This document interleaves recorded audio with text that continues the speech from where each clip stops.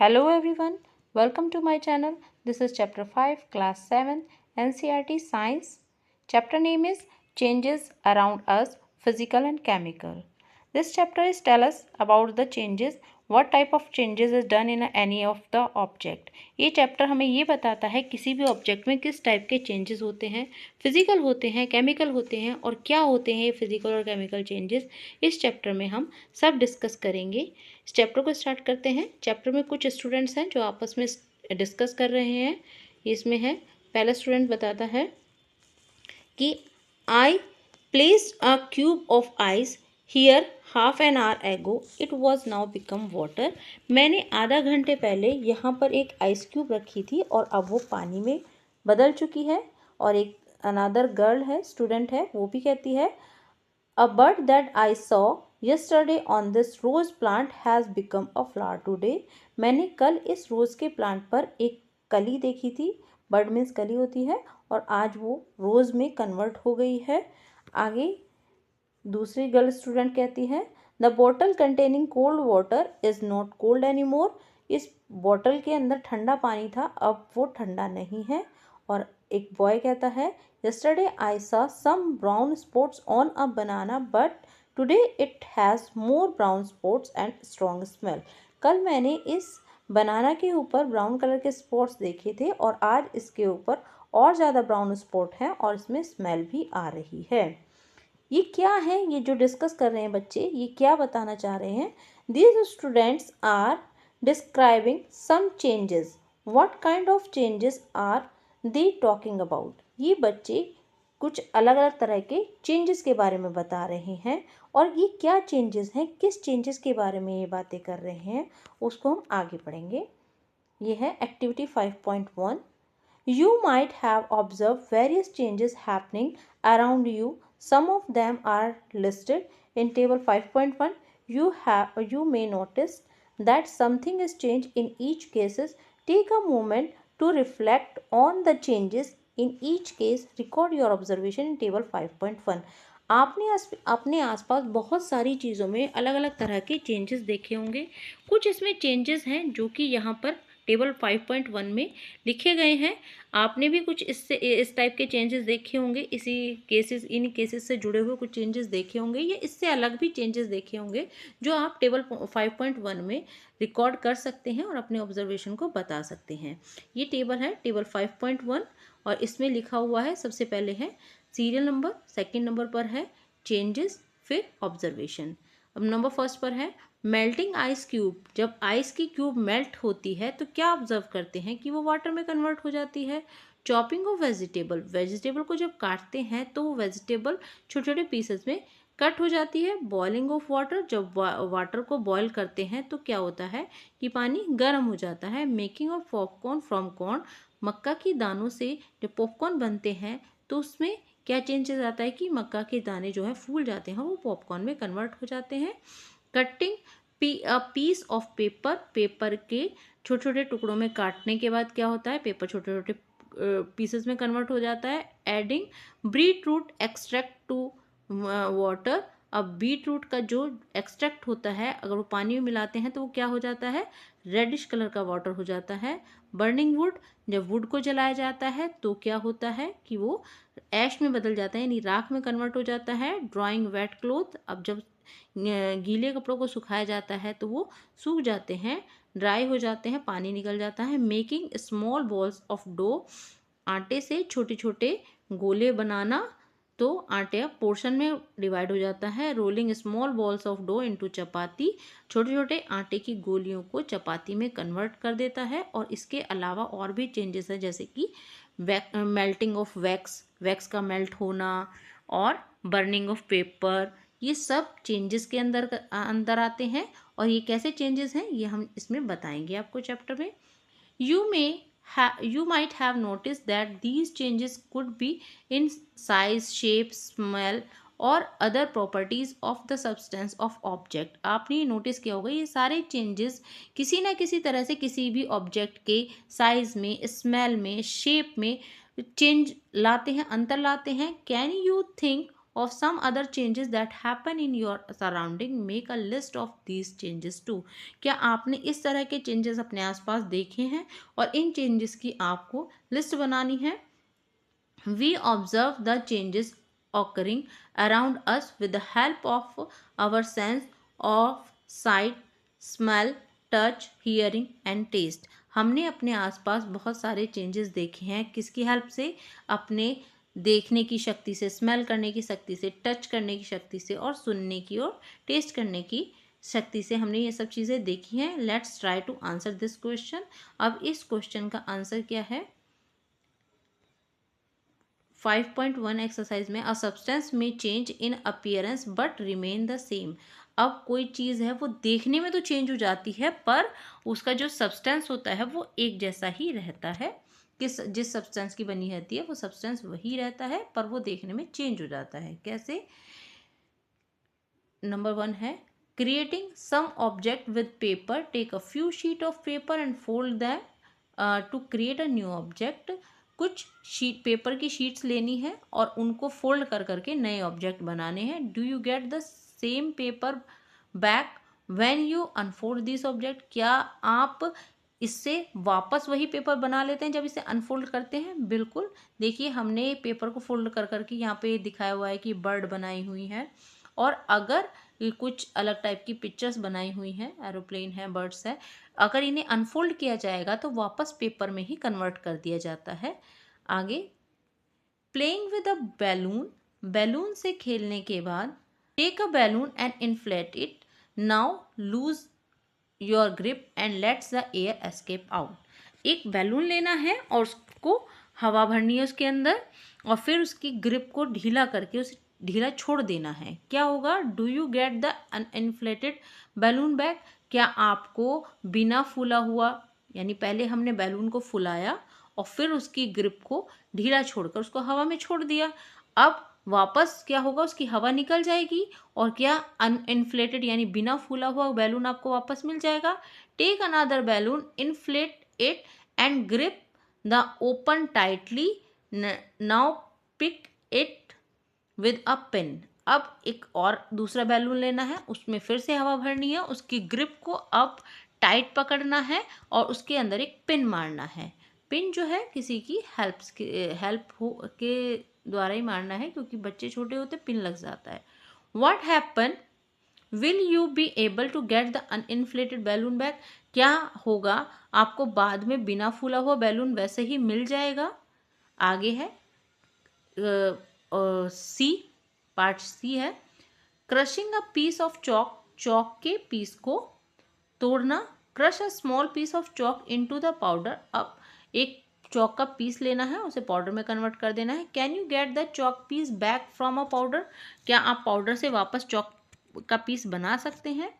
Is there any similarities in the changes of listed A B and C. क्या कोई similarities है जो A B और सी changes जो भी आ रहे हैं इनके अंदर.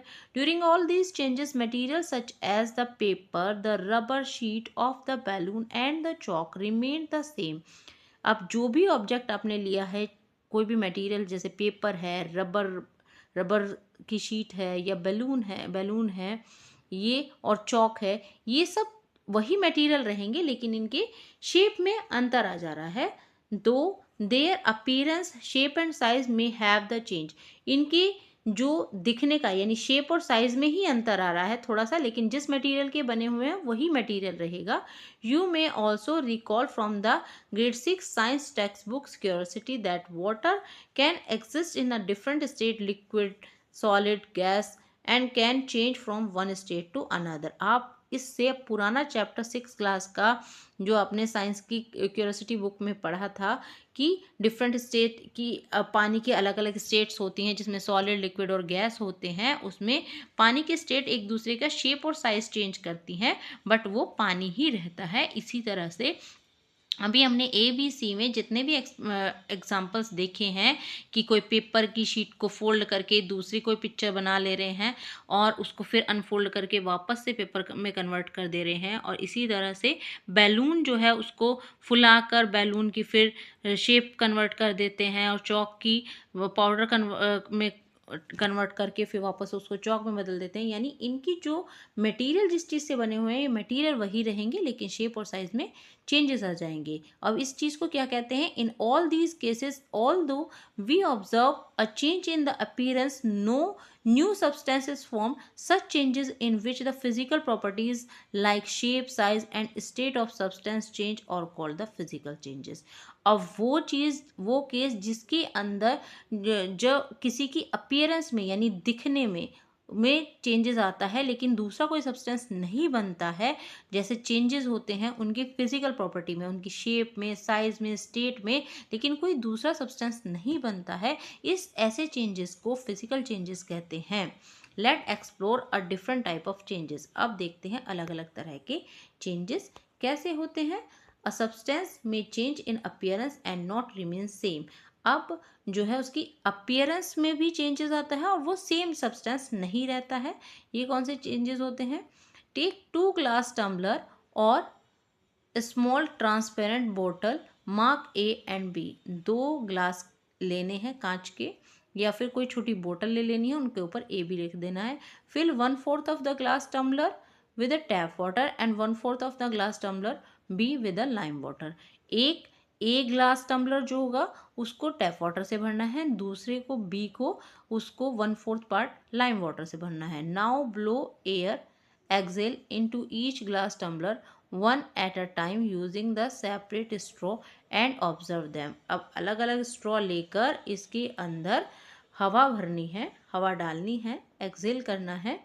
डू नॉट शक द वाटर और lime water while during this. अब इसमें पानी को ऊपर नहीं खींचना है जब आप इसमें शक करेंगे, इसके अंदर एक्सेल करेंगे तो क्या होगा? Do you notice any changes? आपको कोई चेंजेस नज़र आ रहे हैं इसके अंदर? In glass tumbler A, blowing air into water create bubble only and there is no changes in the appearance of the water.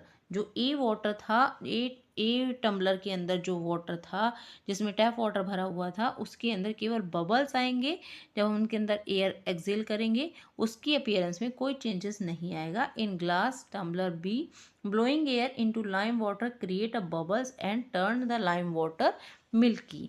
जब बी टम्बलर के अंदर एयर ब्लो करेंगे तो उसके अंदर बबल्स के साथ साथ उसका कलर जो होगा वो लाइम वाटर मिल्की हो जाएगा, क्लाउडी तरह का हो जाएगा। If we leave it for some time a white substance settle at the bottom of the glass tumbler. अब उसे थोड़ी देर के लिए अगर छोड़ देंगे तो जो वाइट सब्सटेंस थे वो उसकी बॉटम पर बैठ जाएंगे और indicating something new has form, और ये दिखाएंगे कि कुछ नया बन गया है। Such changes is in which one or more new substance are form are called chemical changes.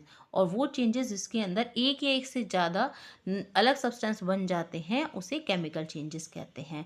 Chemical changes वो होते हैं जिसमें कोई न्यू सब्सटेंस बन जाता है, वो सब्सटेंस तो रहता ही, एक न्यू सब्सटेंस भी बन जाता है, उसे केमिकल चेंजेस कहते हैं।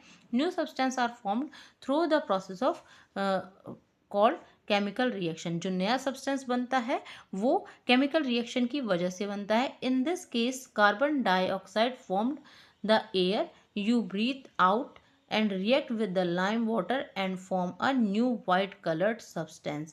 अब इसमें जब आप एयर को ब्रीथ करेंगे, एक्सेल करेंगे, तो लाइम वाटर में कार्बन डाइऑक्साइड बन जाएगा। ये नया सब्सटेंस होगा जो वाइट कलर का होगा और ये कैल्शियम कार्बोनेट होगा जो कि पानी के अंदर सॉल्युबल हो जाएगा।